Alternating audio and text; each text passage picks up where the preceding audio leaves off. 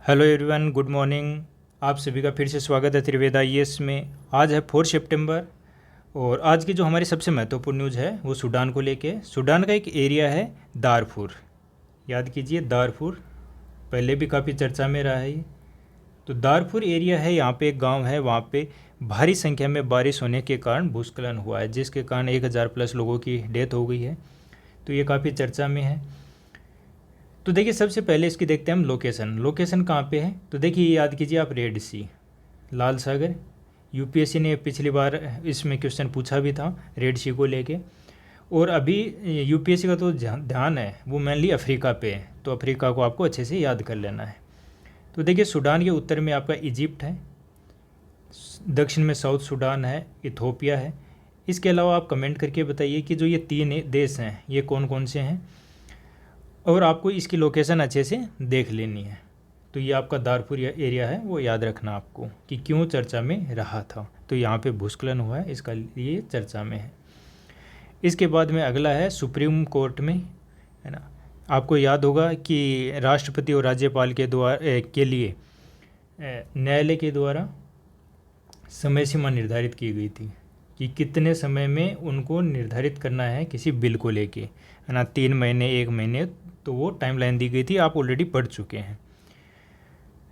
तो अभी जो चल रहा है कि जो हमारे राष्ट्रपति हैं उनके द्वारा माननीय न्यायालय में ये भेजा गया था कि आप बताइए कि क्या एक न्यायालय है जो सुप्रीम कोर्ट है वो निर्धारित कर सकता है समय सीमा, या फिर इसके लिए संविधान संशोधन की आवश्यकता होगी।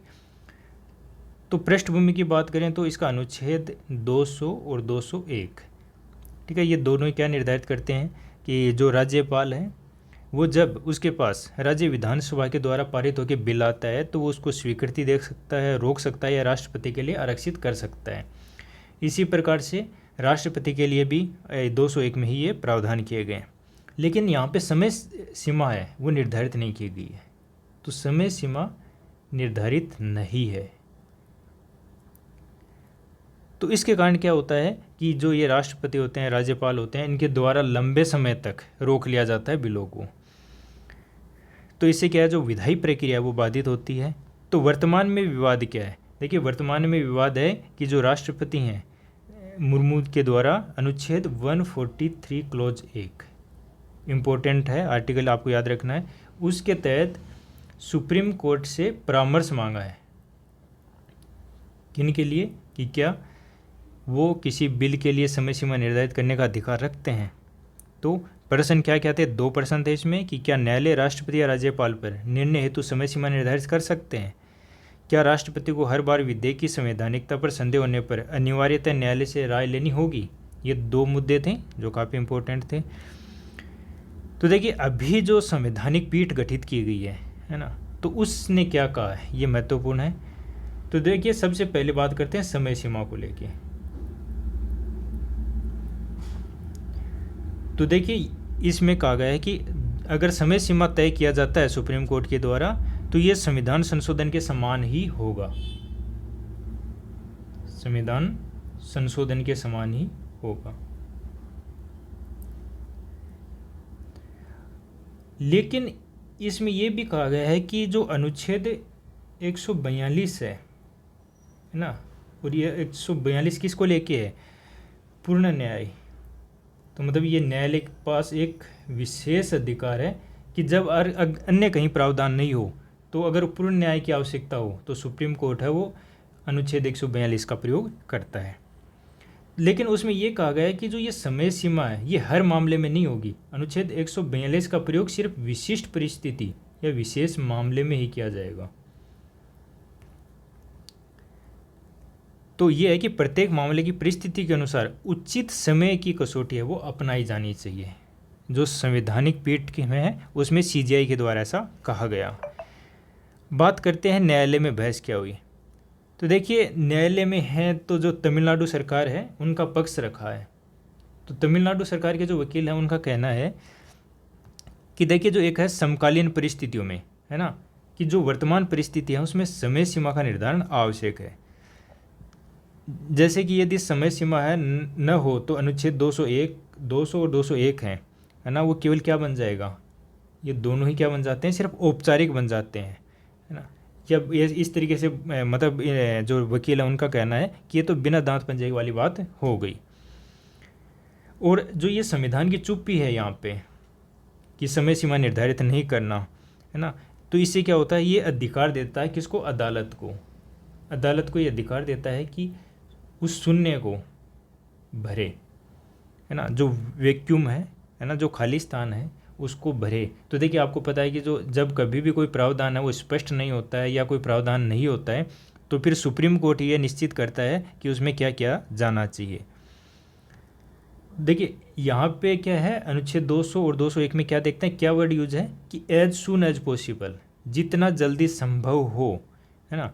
तो उनका कहना है, जो तमिलनाडु के वकील हैं, कि भाई आप ऐसा नहीं हो सकता कि 70 वर्ष बीत गए हैं और अब भी आप कह रहे हो कि एज सून एज पॉसिबल, हमें समय सीमा निर्धारित करने की आवश्यकता है। लेकिन दूसरी तरफ जो अन्य न्यायाधीश हैं उनका कहना है कि यदि समय सीमा चाहिए, है ना, तो वो केवल क्या है कि संविधान संशोधन के द्वारा ही संभव है ना। हम जो समय सीमा निर्धारित कर सकते हैं वो किसी विशेष मामले में कर सकते हैं, हर किसी मामले में नहीं। और देखिए जो विधेयक होते हैं, जो बिल होते हैं, उनकी अलग अलग परिस्थितियां हो सकती हैं, है ना। तो एक समय सीमा निर्धारित करना व्यवहारिक नहीं होगा। हो सकता है कि किसी में टाइम लग रहा हो कि 6 महीने भी लग सकते हैं, तो अब अगर आप 1 माह में निर्धारित कर दें तो हो सकता है कि वो गलत भी पारित हो सकता है।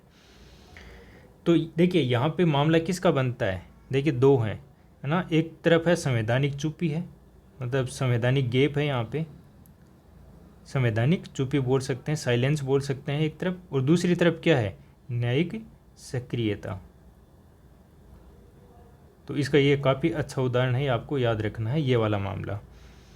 देखिए सरकार क्या चाहती है कि भाई जो राज्यपाल और राष्ट्रपति हैं वो बिल को जल्दी से जल्दी पारित करें, और न्यायालय क्या चाहता है कि कठोर समय सीमा तय करना संविधान संशोधन के बिना संभव नहीं है। तो अभी क्या है कि न्यायालय केवल उचित समय की बात कर सकती है, निश्चित दिनों की समय सीमा नहीं, ये याद रखना आपको, है ना। तो जो उनके द्वारा पहले जो 2 जज वाली पीठ थी उनके द्वारा जो कहा गया कि आप 3 महीने में कीजिए, 1 महीने में कीजिए, तो ऐसा समय सीमा निर्धारित करना उचित नहीं है। हाँ, हालांकि हम कह सकते हैं कि उचित समय सीमा में करिए, है ना। तो उचित समय सीमा तो वो वैसी बात हो जाएगी जैसे अभी कहा गया है कि एज सून एज पॉसिबल, है ना। तो ये आप काफ़ी चर्चा में रहा है। इसके बाद में अगला है हमारा चाइना को लेके है ना। तो देखिए चाइना प्राइड को लेके है और एशिया डिवाइड को लेके है। तो ये मेनली है कि सेकेंड जो वर्ल्ड वार हुआ था ना, उसके बाद की जो उसकी स्मृतियाँ हैं, मतलब क्या क्या चीज़ें हुई उस समय, किन के लिए लाभदायक रहा, किसके लिए हानि रहा, और फिर किस प्रकार से ये जो एशियाई भू राजनीति है उसको प्रभावित करता है वर्तमान में भी। सोचिए कि सेकेंड वर्ल्ड वार की जो चीज़ें घटित हुई थी वो आज भी जो एशिया की भू राजनीति है उसको प्रभावित करती हैं। तो देखिए ये चर्चा में क्यों आया, देखिए अभी आपको पता है कि एससीओ को शिखर सम्मेलन हुआ था, उस समय जो मोदी जी हैं वो किससे मिले, जो चीनी राष्ट्रपति हैं उनसे मिले, है ना। लेकिन वहाँ पे बीजिंग में जो सैन्य परेड होती है उसमें जो मोदी हैं वो नहीं गए। इसको जो सैन्य परेड होती है बीजिंग में, इसको बोला जाता है वर्ल्ड वार 2 विजय परेड। तो ये न जाना एक अलग ही मतलब ऐतिहासिक दृष्टिकोण है, वो भिन्न दर्शाता है कि जो एशिया के अन्य देश हैं वो अलग दृष्टिकोण रखते हैं और जो चीन है वो अलग दृष्टिकोण रखता है। तो ये काफ़ी चर्चा में है।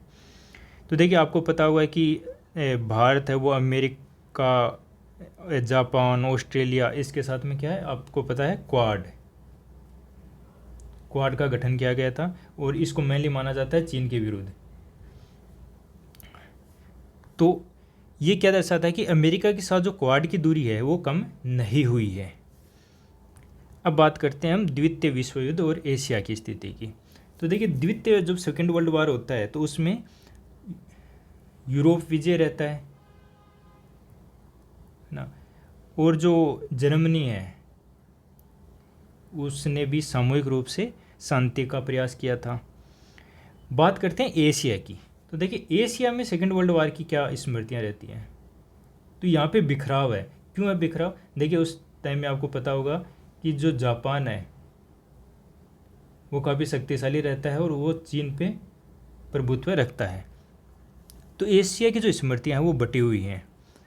सामंजस्य अब भी देखेंगे तो वो नहीं है।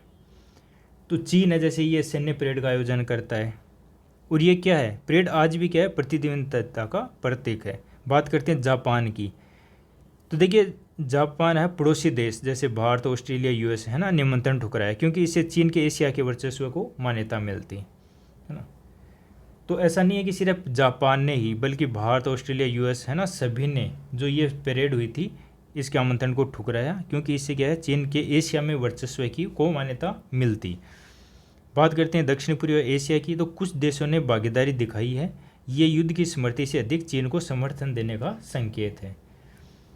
तो मतलब वर्तमान की जो राजनीति है उसको भी ये प्रभावित कर रही है, क्या, सैन्य परेड।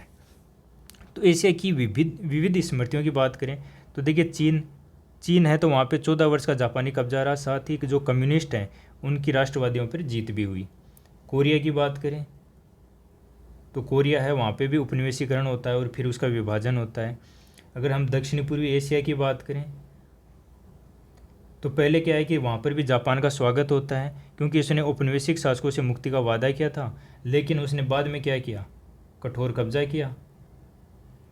तो कठोर कब्जा किया और साथ में शोषण भी किया उसने। बात करते हैं भारत को लेके क्या स्मृतियाँ। तो देखिए भारत है तो वहाँ पे एक अलग ही प्रकार का चीज़ें, क्योंकि देखिए उस समय क्विट इंडिया मूवमेंट चल रहा था 1942, है ना। तो एक तरफ ब्रिटेन है वो युद्ध में प्रयास कर रहा था, और दूसरी तरफ गांधी जी का असहयोग आंदोलन, जो क्विट इंडिया मूवमेंट चल रहा था, भारत छोड़ो आंदोलन चल रहा था। दूसरी तरफ सुभाष चंद्र बोस हैं और इंडियन नेशनल जो आर्मी थी उनका जापान से गठबंधन रहता है। तीसरी तरफ देखते हैं कि भारतीय जो कम्युनिस्ट दल है, आपको पता होगा कि जो सेकेंड वर्ल्ड वार था उसका शुरुआत में तो जो कम्युनिस्ट थे उनके द्वारा विरोध किया गया। विरोध किस प्रकार से कि ये तो क्या है, अंतर साम्राज्यवादी है, यानी कि जो साम्राज्यवादी देश हैं वो ही आपस में लड़ रहे हैं, तो इसलिए, है ना। तो शुरुआत में तो युद्ध को, बाद में क्या है, क्योंकि ये देखिए यूएसएसआर से जुड़े हुए थे सब के सब, तो सोवियत दबाव में फिर इन्होंने क्या कहा कि एंटी जो फासिस्ट वार है ना उसका समर्थन करना शुरू कर दिया इन्होंने, कि ये तो किसके विरुद्ध है, जो फासिस्ट हैं उनके विरुद्ध हैं। तो अलग अलग हो गए। गांधी जी का देखते हैं एक तरफ सुभाष चंद्र बोस और उसकी INA को देखते हैं, और एक तरफ भारतीय कम्युनिस्ट दल को देखते हैं। इसके अलावा जो भारतीय सेना थी उसने जापान को बर्मा, रंगून, सिंगापुर, जकार्ता और बहुत जगह हराया था। इसके अलावा एक अलग ही चीज़ और थी, क्योंकि उस समय भारत का विभाजन भी हुआ था। तो भारत के पास तो जो स्मृतियाँ वो अलग ही टाइप की हैं। अब बात करते हैं भारत चीन का विरोधाभास। देखिए दोनों ही एक तरीके से देखें तो ये औपनिवेशिक विरोधी थे, है ना, पर सहयोग क्यों नहीं हुआ, सहयोग क्यों नहीं हुआ? देखिए भारत तो एक तरफ ब्रिटेन से स्वतंत्रता चाहता था, दूसरी तरफ जो चीन है वो जापानी आक्रमण का प्रतिरोध कर रहा था। तो एक तरफ है कि यूरोपीय का प्रभुत्व था उससे लड़ रहा था, एक तरफ है जो एशिया का ही था उससे प्रभुत्व के खिलाफ लड़ रहा था, यानी चीन वो जापान से लड़ रहा था। हालांकि आप जो 1942 है ना, उसमें जो वहाँ के जो चीन के थे च्वांग काई शेक, है ना, उन्होंने भारत का दौरा किया था, गांधी जी से भी भेंट की थी, लेकिन इनके बीच की जो दूरी थी वो कभी नहीं मिट पाई। उसके बाद हम देखते हैं कि जब युद्ध समाप्त हो जाता है तो उसके बाद चीन को क्या मिलता है, UN सिक्योरिटी काउंसिल है, उसमें क्या स्थायी सदस्यता मिलती है, लेकिन भारत वो उपेक्षित रहता है। तो देखिए अब वर्तमान के दृष्टिकोण से बात करें तो मोदी जी हैं उनका बीजिंग परेड में न जाना एक तरीके से क्या है, जो क्वाड देश हैं उनकी नीति के अनुरूप है। हालांकि जो पाकिस्तान के जो हैं आर्मी चीफ वो परेड में हिस्सा लिए और अप्रत्यक्ष रूप से अविभाजित भारतीय सेना की भूमिका का श्रेय ले रहे हैं। तो ये भारत के लिए काफ़ी ऐतिहासिक विडंबना है। और भारत और चीन के बीच जो इतिहास की व्याख्या है और एशिया की भविष्य की दृष्टि है उसमें गहरी भिन्नता देखने को मिलती है। तो ये काफ़ी चर्चा में है, आप इसको याद रख सकते हैं। देखिए इसमें क्वेश्चन किस प्रकार से पूछा जा सकता है, तो क्वेश्चन पूछा जा सकता है कि द्वितीय विश्व युद्ध है उसकी स्मृति ने एशिया की जो वर्तमान भू राजनीति है उसको किस प्रकार प्रभावित किया, है ना। तो जो सेकेंड वर्ल्ड वार था, सेकेंड वर्ल्ड वार, उसकी जो स्मृतियाँ हैं वो किस प्रकार से एशिया की जो वर्तमान राजनीति है ना, भू राजनीति है, उसको किस प्रकार से प्रभावित कर रहा है। और भारत चीन संबंधों के परिप्रेक्ष्य में आपको इस पर विवेचना करनी है। एक एशिया का टॉपिक भी अच्छा बन सकता है यहाँ पे। आजकल यूपीएससी इस तरीके से क्वेश्चन पूछ रहा है, ऐसे टॉपिक पूछ रहा है कि इतिहास की जो स्मृति हैं केवल अतीत को नहीं बल्कि भविष्य की राजनीति को भी आकार देती हैं, चर्चा करें, है ना। तो इतिहास की स्मृति केवल अतीत ही नहीं बल्कि भविष्य की राजनीति को भी आकार देती हैं। तो ये चर्चा में रहा। इसके बाद अगला है वो जो चिप को निर्माण को लेके है, सेमीकंडक्टर काफ़ी चर्चा में है, तो ये याद रखना आपको, सेमीकंडक्टर। तो इसमें मतलब भारत में अभी क्या परिस्थितियां हैं, भविष्य की क्या संभावना है, इसको लेके। तो सबसे पहले बात करते हैं कि सेमीकंडक्टर होते क्या हैं।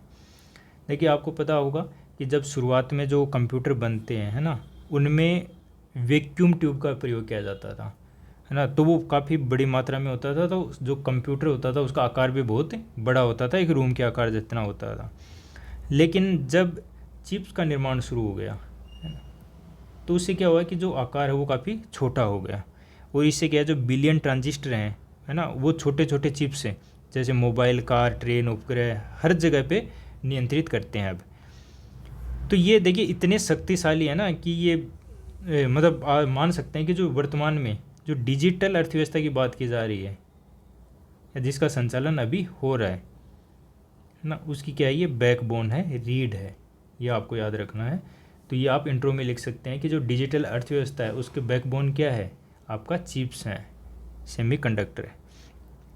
बात करते हैं इसका इम्पोर्टेंस, महत्व क्या है। तो देखिए जैसे स्टील जो ऐसे उद्योग थे, है ना, उनका क्रांति का आधार था, वैसे ही जो हम मानते हैं कि जो वर्तमान में जो औद्योगिकरण हुआ है ना, उसका आधार क्या था, स्टील था। उसी प्रकार से जो वर्तमान में डिजिटल अर्थव्यवस्था है उसका आधार क्या है, आपका चिप है। किन किन क्षेत्र में इसका उपयोग हो सकता है, तो देखिए स्मार्टफोन है, कंप्यूटर हैं, कार, ट्रेन, एविएशन, रक्षा प्रणाली, उपग्रह, पावर ग्रिड, नवीकरणीय ऊर्जा, एआई, ना, सब इसी पे आधारित हैं। याद रखिए कि अगर ये ना हो, चिप्स नहीं हो, है ना, तो न तो कोई डाटा प्रोसेसिंग हो सकता है, न कोई संचार हो सकता है, न कोई रक्षा सुरक्षा हो सकती है, और न ही कोई नवीकरणीय ऊर्जा संभव है। और यहाँ तक कि एआई है उसका भी संचालन नहीं हो सकता। तो वैश्विक परिप्रेक्ष्य की बात करें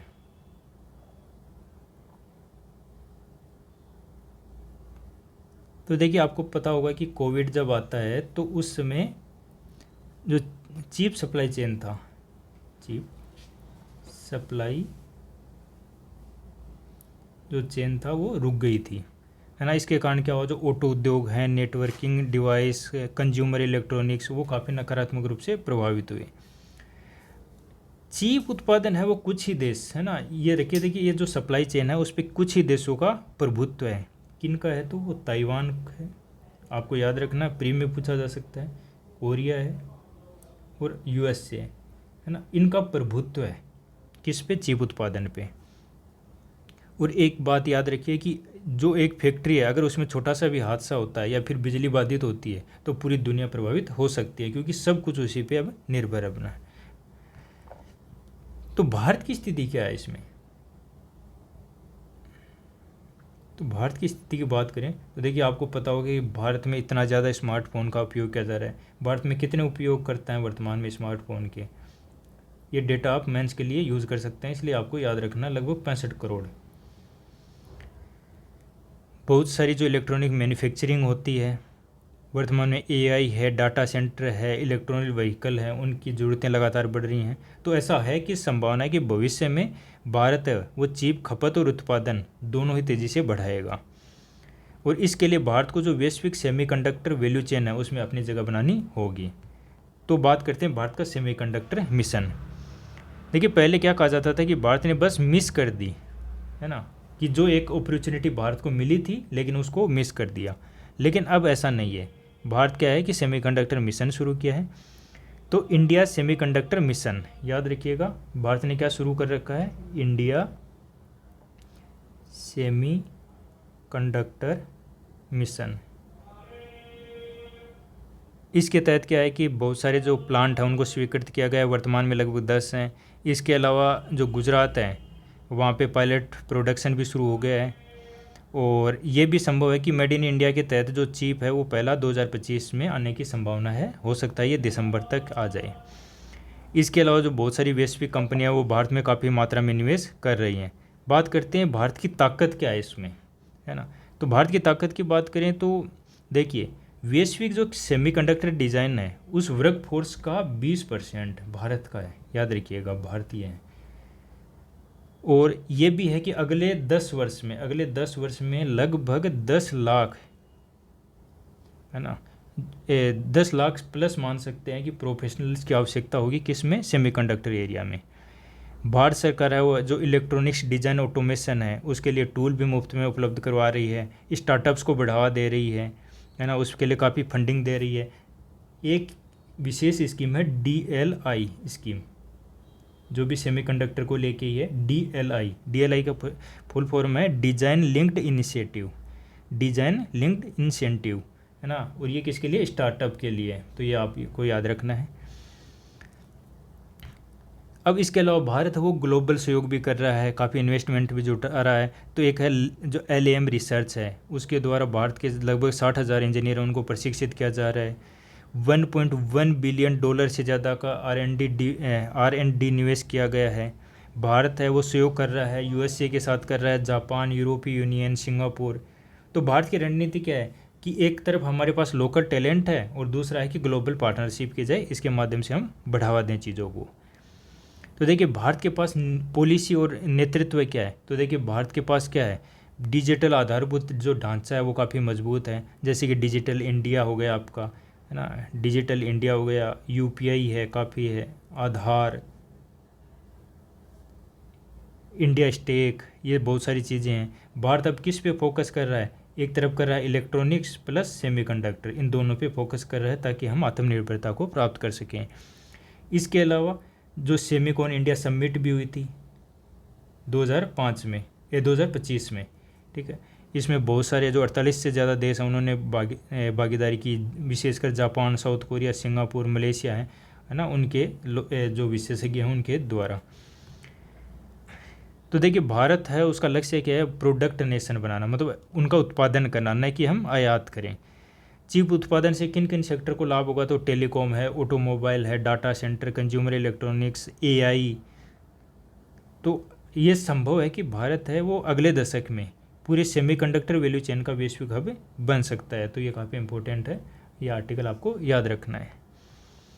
इसके बाद में अगला है WHO की एक रिपोर्ट है, किसको लेके, आत्महत्या को लेके, आत्महत्या और मानसिक स्वास्थ्य संकट,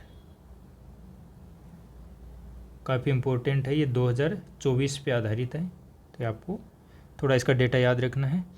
देखिए डेटा क्या कहता है कि हर साल देखें तो वैश्विक स्तर की स्थिति की बात करें तो 100 जो डेथ होती है उनमें से एक क्या होती है, आत्महत्या होती है। हर जो 2021 है ना, उसमें सोचिए कि लगभग 7.27 लाख लोगों ने आत्महत्या की है। और अब भी देखें तो अगर मानसिक स्वास्थ्य की बात करें, है ना, तो मानसिक स्वास्थ्य की 1 अरब से ज़्यादा लोग मानसिक स्वास्थ्य से पीड़ित हैं, समस्याओं से पीड़ित हैं। तो देखिए मानसिक विकार है, उसकी स्थिति की बात करें तो सबसे आम विकार क्या है मानसिक स्वास्थ्य को लेकर, सबसे ज़्यादा चीज़ें क्या है, पहला चिंता, एंजाइटी, और दूसरा है डिप्रेशन, अवसाद।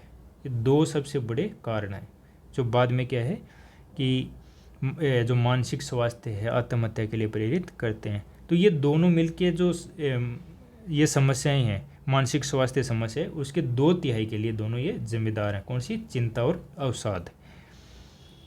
और वर्तमान में जो ये है जो मानसिक विकार है, उन लोगों की संख्या तेज़ी से बढ़ रही है। आयु और विकार पैटर्न की बात करें तो देखिए जो चिंता वाला विकार है ये वाला, तो ये मेनली देखा जाता है बचपन और युवावस्था में, बचपन में और युवावस्था में। कारण क्या है कि जैसे स्टडी को लेके है, जॉब को लेके है, ये सब काफ़ी चिंताएं रहती हैं। इसके बाद बात करते हैं अवसाद विकार को। तो अवसाद विकार लगता है मेनली 40 वर्ष के बाद, है ना। औसत रूप से देखें तो 40 वर्ष के बाद में ज़्यादा दिखता है, और चरम लेवल दिखता है इसका 50 से लेकर 69 की आयु वर्ग में। तो बात करते हैं हम आत्महत्या और युवाओं की। तो देखिए दुनिया भर में जो युवाओं की प्रमुख मृत्यु का जो कारण है वो है आत्महत्या। और ये ऐसा नहीं है कि किसी एक देश की समस्या है, ये सभी देश और सामाजिक आर्थिक संदर्भ में प्रभावित है। SDG गोल क्या है? देखिए SDG गोल जो 2030 के लिए हैं, उसके कहना है कि 2030 तक जो आत्महत्या दर है उसमें हमें 1/3 की कमी लानी है। लेकिन अगर वर्तमान रुझान की बात करें, है ना, जैसा अभी चल रहा है उस हिसाब से तो ये केवल 12% की कमी हो सकती है, जबकि लक्ष्य कितना था 33% के आसपास। अब आत्महत्या के कारण क्या क्या है ना। तो देखिए 2 कारण हैं व्यक्तिगत कारण। पहला है व्यक्तिगत कारण। तो व्यक्ति कारण क्या हो सकते हैं, जैसे पारिवारिक जोखिम है ना, उसका संवेदनशील स्वभाव हो सकता है। इसके अलावा जो वातावरण है, यानी कि आसपास के जो लोग हैं, जो जहाँ पे वो कार्य करता है, ये सब लेके। तो देखिए एक होता है बचपन में जो आघात लगता है, ट्रॉमा, है ना, किसी ने पीट दिया, किसी ने कुछ गलत कर दिया उसके साथ में, तो वो आघात लगता है ना। या फिर टीचर हैं, है ना, उन्होंने पीट दिया पढ़ाई को लेके। तनावपूर्ण माहौल रहता है घर में कि बच्चा पढ़ नहीं रहा है, ये नहीं कर रहा है, वो नहीं कर रहा है, ये सब चीज़ें, है ना। अलगाव है ना, उसको सहायता नहीं करते हैं माता पिता, उसको समझने का प्रयास नहीं करते हैं। कुछ चीज़ें होती हैं जो कलंक को लेके होते हैं, किसी चीज़ का कलंक लग जाता है तो वो भी कारण रहता है। इसके अलावा मदद की जानकारी, सेवा की अनुपलब्धता, ये सभी क्या है जोखिम को बढ़ाते हैं। तो सबसे जो बड़ी समस्या है वो मानसिक स्वास्थ्य अवसंरचना की है। तो देखिए मानसिक स्वास्थ्य अवसंरचना की जो समस्या है उसकी बात करें तो अभी भी कई जगह है क्या है, देखिए जो मॉडल ऑफ केयर समस्या है ना, याद रखिए मॉडल केयर समस्या, मॉडल ऑफ केयर, यानी कि जो केयर का जो मॉडल है उसमें एक समस्या है। देखिए क्या होता है कि कोई अगर मानसिक रूप से पीड़ित है तो उसको क्या है कि एक तरीके से जेल की तरह रखा जाता है उसको, कि एक बंद कमरे में उसको बांध के रख दिया या इस तरीके से ना। तो ये क्या है कि अभी जो प्रवृत्ति है वो क्या है, कस्टोडियल मॉडल है, कैद जैसा। जबकि ज़रूरत किसकी है कि सहानुभूतिपूर्ण इलाज हो उसका। इसके अलावा पर्याप्त पैसा नहीं है, फंडिंग नहीं है, तो फंडिंग का भी इशू है। तो मानसिक स्वास्थ्य संस्थान अक्सर खराब स्थितियों को प्रबंधन से पीड़ित रहती हैं। प्रशिक्षित मानव संसाधन है उसकी कमी है, तो प्रशिक्षित ह्यूमन रिसोर्स की कमी है। विशेषकर जो मनोचिकित्सक हैं वो बहुत कम है, खासकर जो ग्रामीण और आंतरिक क्षेत्र हैं, और ये सबसे बड़ी गंभीर बाधा है। तो समाधान क्या हो सकता है? देखिए जो सामान्य अस्पताल हैं और तृतीयक संस्थान हैं उनमें मानसिक स्वास्थ्य बेड्स की व्यवस्था करने की आवश्यकता है। बहुविषयक टीम बनाने की आवश्यकता है, जैसे एक मनोचिकित्सक हो सकता है, उसमें मनोवैज्ञानिक हो सकता है, नर्स, सोशल वर्कर, उन सबको शामिल किया जाना चाहिए। जो भी बड़े अस्पताल हैं वहाँ पे अकादमिक प्रशिक्षण हब बना सकते हैं। मानसिक स्वास्थ्य को सामान्य स्वास्थ्य जो प्रणाली है उसका हिस्सा बनाना होगा, ऐसा नहीं देखा जाना चाहिए कि ये बहुत ही अलग चीज़ है। तो ये सब चीज़ें हैं। अगला जो हमारा आर्टिकल है वो RTE और माइनॉरिटी स्कूल को लेके है। ये पहले भी हम डिस्कस कर चुके हैं। तो इसमें देखिए क्या है कि जो RTE एक्ट है, राइट टू एजुकेशन एक्ट है, 2009 में आया था। और उसमें क्या था कि 6 से 14 वर्ष के जो बच्चे हैं उनके लिए मुफ्त और अनिवार्य शिक्षा का प्रावधान किया गया था। किसके तहत? अनुच्छेद 21A के तहत। तो इसमें क्या प्रावधान था कि जो प्राइवेट हैं, अनएडेड स्कूल हैं, वहाँ पे 25% सीटें होंगी। किनके लिए? जो कमज़ोर और वंचित वर्ग के लोग हैं उनके लिए। तो विवाद क्या है? देखिए विवाद है जो अल्पसंख्यक संस्थाएं हैं उनको RTE में मतलब आएंगी या नहीं आएंगी। तो देखिए पहले था एक परमावती एजुकेशन एंड कल्चरल ट्रस्ट था और यूनियन ऑफ इंडिया 2014 का मामला था। तो ये आपको याद रखना। उसमें क्या कहा गया था कि जो माइनॉरिटी है उन पे RTE लागू नहीं होगा, तो उसमें छूट दे दी गई। कारण क्या था कि जो RTE की बाध्यता होगी उससे जो अल्पसंख्यक संस्था है उसका अनुच्छेद जो 30(1) क्लोज 1 के तहत जो अधिकार है उसका हनन होगा। और उसमें ये भी कहा गया है जो कि आरटी एक्ट का सेक्शन 1 धारा है 12(1)(c) ना, यही इम्पोर्टेंट है। इसी के तहत कहा गया है वो कि क्या होगा, कितना आरक्षण होगा, ये सब चीज़ें है ना। तो अल्पसंख्यक पहचान है वो समाप्त हो सकती है, ऐसा सुप्रीम कोर्ट का कहना था। किस मामले में? जो परमाती एजुकेशनल एंड कल्चरल ट्रस्ट था उस मामले में। तो इसका परिणाम क्या हुआ कि बहुत सारी जो निजी संस्थाएं उन्होंने अल्पसंख्यक दर्जा लेके है ना आरटीआई से बचने का प्रयास किया। अब वर्तमान मामला आता है 2024 का जो भी चल रहा है। ये मामला है अंजुमन इसात ई तालीम, ठीक है। ये एक मामला है, ट्रस्ट है, ये भी trust versus state of Maharashtra, है ना। तो ये जो अंजुमन वाला मामला है ना, इसमें 2 जजों की बैठक जो बेंच है उसने कहा है कि जो परमाती फैसला था वो कानूनी रूप से क्या था, संदिग्ध है, असंतुलित है और अनुपातहीन है, क्योंकि उसने पूरा जो आरटीई एक्ट है उसको अल्पसंख्यक संस्थाओं से बाहर कर दिया। जबकि विवाद किस पे था? इसी सेक्शन पे था, 25% आरक्षण को लेके। तो इसके क्या हुआ कि अगर जो कमज़ोर वर्ग के बच्चे हैं अगर उनको 25% आरक्षण नहीं मिलता है तो क्या है कि जो शिक्षा का मौलिक अधिकार है उस पर चोट पहुंचती है। तो इसको क्या है कि फिर अब बड़ी बेंच के पास भेजा गया है। तो मुख्य कानूनी टकराव कहाँ पे है इसमें? तो आपका अनुच्छेद जो 21A मौलिक अधिकार है और अनुच्छेद 30(1) है ना अल्पसंख्यक का दर्जा। तो प्रश्न क्या उठता है यहाँ पे, क्या जो इंस्टीट्यूशनल ऑटोनॉमी है ना, यानी जो संस्था के जो अधिकार हैं या जो स्वायत्ता है वो बच्चों के मौलिक अधिकार से बड़ा है? प्रश्न यहाँ पे यही है। तो देखिए कई शिक्षा विशेषज्ञ व आयोग है ना, उनका कहना है कि जो अल्पसंख्यक स्कूल हैं उनमें सिर्फ लगभग ये मान लीजिए कि 9% के आसपास ही जो वंचित पृष्ठभूमि के बच्चे आते हैं, जबकि 62.5% छात्र गैर अल्पसंख्यक समुदाय से हैं। मतलब क्या है कि कई अल्पसंख्यक संस्थान वो वास्तव में क्या बन गए हैं, एलिट निजी स्कूल बन गए हैं जो आरटीआई पालन से बचना चाहते हैं। तो अब बात करते हैं कि हमने पहले भी चर्चा की थी टीईटी को, शिक्षक पात्रता परीक्षा, है ना। इसमें क्या है कि जो एक पात्रता निर्धारित करती कि ये पात्रता होनी चाहिए पढ़ाने के लिए, लेकिन चूंकि ये जो अल्पसंख्यक संस्थान है वो इसमें नहीं आते हैं तो उन पे ये शिक्षक पात्रता परीक्षा भी जो है वो लागू नहीं होती है। तो इससे क्या है कि जो शिक्षा की गुणवत्ता है वो प्रभावित होती है। तो न्यायालय ने बार बार कहा है कि जो अल्पसंख्यक संस्था हैं वहाँ पर भी गुणवत्ता निर्धारित होनी चाहिए। तो अब देखिए जो विशेषज्ञ उनका क्या कहना है। तो जो आरटी ड्राफ्ट कमेटी के सदस्य थे उनका कहना है कि जो आरटीआई का फोकस है वो बच्चों के अधिकार पे है, न कि संस्थाओं की स्वायत्तता पे। कई प्राइवेट स्कूल हैं उन्होंने अल्पसंख्यक टैग प्राप्त किया और आरटीआई से बचे रहे।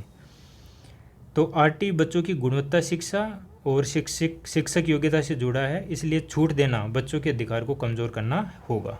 तो देखिए ये एक बहुत अच्छा क्लासिकल एग्जाम्पल है किनका, अनुच्छेद 21 वर्सेज अनुच्छेद 30, है ना। ये आपको याद रखना है कि अगर क्वेश्चन आता है तो एक एग्जाम्पल के रूप में लिख सकते हैं या फिर इस पे कम्प्लीटली क्वेश्चन पूछा जा सकता है।